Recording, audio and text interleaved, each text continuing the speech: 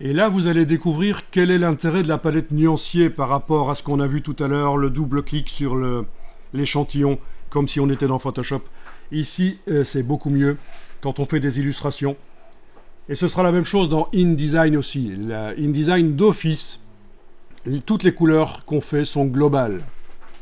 Ici, il n'y a que les couleurs qu'on a manuellement ajoutées. Cette première qu'on avait obtenue en faisant nouvelle couleur.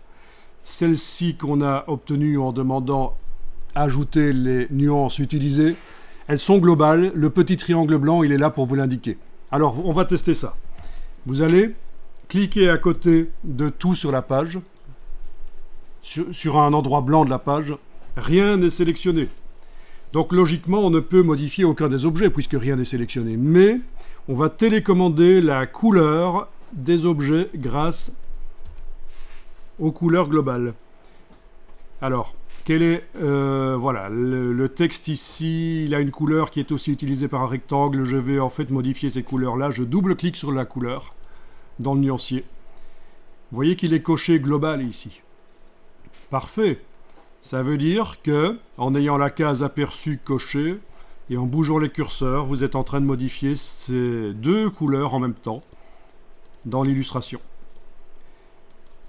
Et on pourrait modifier comme ça 10, 20, 50 objets ensemble. Très intéressant pour faire des recherches, ce système de couleurs globales. Alors, petite astuce qui fonctionne dans tous les logiciels Adobe tant qu'on y est. Avec les curseurs RVB, vous choisissez la couleur, ok, mais c'est pas toujours facile de maîtriser la luminosité.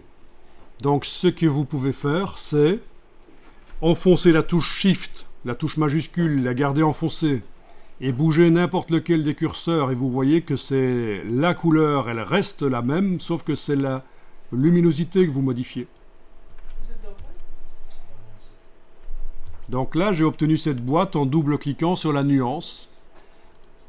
Voilà, par exemple, si je choisis cette couleur-ci, ok, elle est utilisée maintenant par ces deux objets. Avec la touche Shift, je peux aller bouger pour modifier la luminosité. Ça fonctionnera dans Photoshop et dans InDesign aussi comme ça.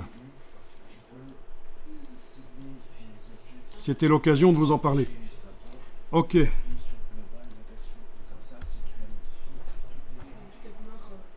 Bon, je vais modifier l'autre couleur, qui est le vert chez moi. Toujours en n'ayant aucun objet sélectionné, je double-clique sur la nuance, case aperçue, je modifie, et ça modifie, on le voit, voilà.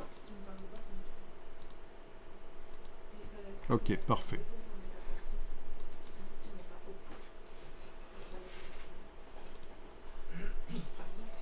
Alors, si vous n'êtes pas doué pour les couleurs, rassurez-vous, Illustrator a tout ce qu'il faut pour vous suggérer des harmonies de couleurs. Ça veut dire qu'au départ, on fait même des illustrations avec des couleurs pourries, sans trop s'occuper, et après, on vient retravailler avec le générateur d'harmonie de couleurs de Illustrator. Donc, je dis ça pour ceux qui ne sont pas très doués en couleurs, en choix de couleurs, rassurez-vous. Rassurez-vous. Bien, je vais enregistrer le document sous en changeant légèrement le nom ici. Comme ça, sécurité, si jamais je fais une gaffe, j'ai la version d'avant.